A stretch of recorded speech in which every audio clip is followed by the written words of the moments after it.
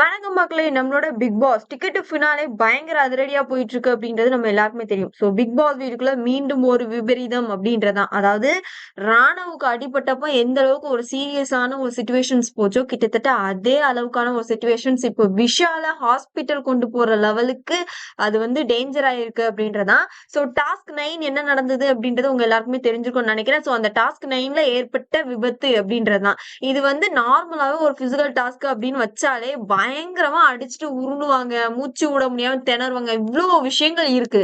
அப்படி இருக்கும்போது big pass தான் கவனமா ஒரு கேம குடுத்திருந்துக்கணும்ன்றது. ஒரு போஸ்டருக்கே ரயான் வந்து பறந்து விழுந்து கால் அடிபட்டு, தீபக்குக்கு அடிபட்டு எவ்ளோ விஷயங்கள் நடந்திருக்கு. அப்ப அதுக்கேத்த மாதிரி ஒரு ப்ராப்பர்ட்டி அப்படின்றத வச்சாதான் அந்த இடத்துல சேஃப்கார்ட் அப்படின்றது இருக்கும். சோ இவங்க என்ன பண்ணிருக்காங்க, ஒரிஜினல் ட்ரம்ம கை கால ஓட்ட போட்டு குடுத்து அத வச்சு நீங்க கேம் ஆடுங்கன்னா, அவனுங்க சும்மாவே வெறித்தனமா ஆடுவாங்கன்றது நம்ம தெரிஞ்சே இத வந்து பண்ணது வேணும்னு பண்ண மாதிரி தான் இருந்தது அப்படின்னே சொல்லலாம். சோ இப்ப இதுல வந்து முதல் அடி யாருக்கு படுது அப்படின்னு சொல்லி பாத்தீங்கன்னா மஞ்சரிக்கு.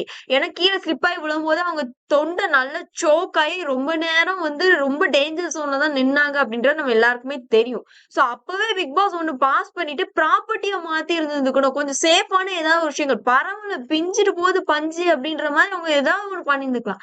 ஆனா அதை விட்டுட்டு திரும்பவும் அந்த கேமை கண்டினியூ பண்ணி அவ்வளவு சோக்காரங்க தெரிஞ்சும் பண்ணது வந்து ரொம்ப டேஞ்சரான விஷயங்கள். ரெண்டாவது இங்க அலையன்ஸ் அப்படின்ற விஷயங்கள் தான் இந்த இடத்துல நடக்குது. ஆனா இது கேமுக்கானது.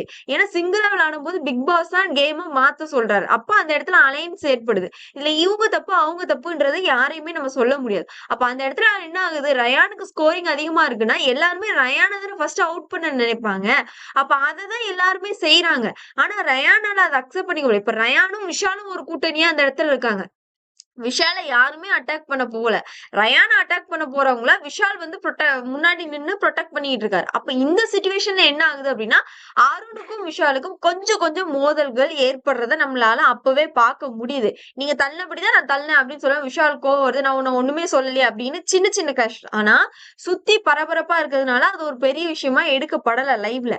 பட் அதுக்கப்புறம் என்ன ஆகுது அப்படின்னா, ரயானா சுத்துறாங்க. எல்லாருமே சுத்து போட்டாங்க. யாருன்னா ஜாக்கு, மஞ்சரி அவங்க வந்து பின்னாடி சேஃப்கார்ட் பண்றாங்க. முத்து, அருண் இவங்க 2 பேரும் ரயானை பிடிக்க ட்ரை பண்றாங்க. பின்னாடி பவி, தீபக்கும் சும்மா நின்னுட்டு இருக்காங்க.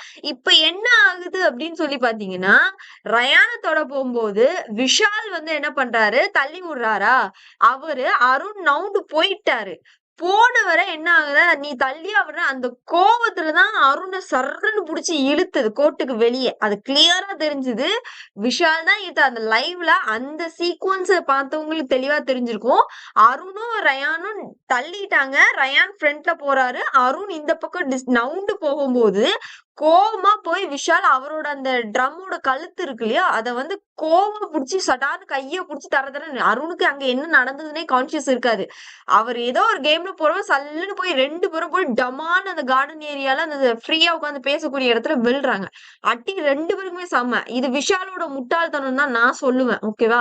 அவர் 2 பேரையும் சேஃப்கார்ட் பண்றக்காண்டி அத பண்ணியிருக்கும். பேசாம 2 பேரும் எவிக்ட் ஆயிடுவோம் அப்படி. அதாவது அவுட் ஆயிட்டேன்னா கொஞ்சம் சேஃப் ஆயிடும்னு. இப்ப என்ன ஆகுது அப்படின்னா, இப்போ 2 பேரும் சீரியஸா இருக்காங்க. 2 பேருமே வந்து மெடிக்கல் ரூம்க்கு வந்து கூட்டு போகணுன்ற ஒரு சிச்சுவேஷன் ஏற்படுது.